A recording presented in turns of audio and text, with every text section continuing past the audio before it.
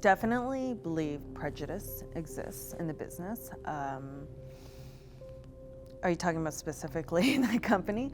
In the business, I feel like it still exists, and I feel like that comes from the old school mentality of the fans who watched it, maybe. But that's really changed over the years, and now there's a lot of kids. It's very multicultural. It's worldwide, international now. So I don't feel like that needs to necessarily apply. Sometimes two wrestlers will fit as a tag team.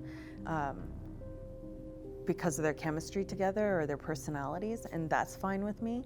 But I don't like when I see random African American people stuck together, Mexican, Asian, just for no reason. There are times that it works.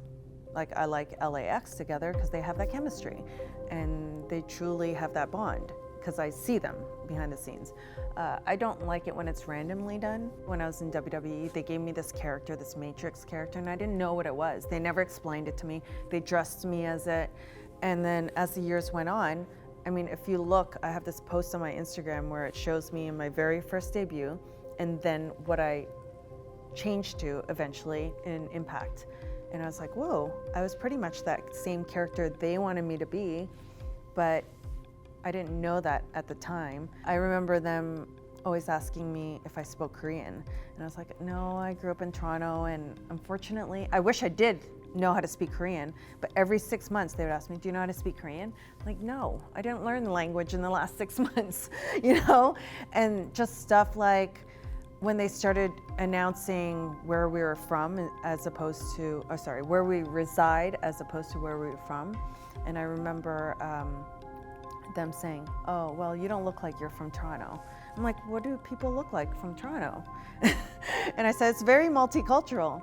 And so they said, oh, well, they wanted to say either San Francisco or Hawaii. And I go, I'm not American. Well, now I'm half American. And I said, okay, fine. I guess you guys can say Hawaii. And then eventually they said Korea. And it was just weird. And I am Korean, and I'm very proud of it.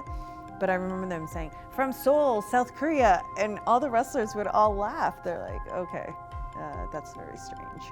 And so I guess those types of experiences just don't feel right.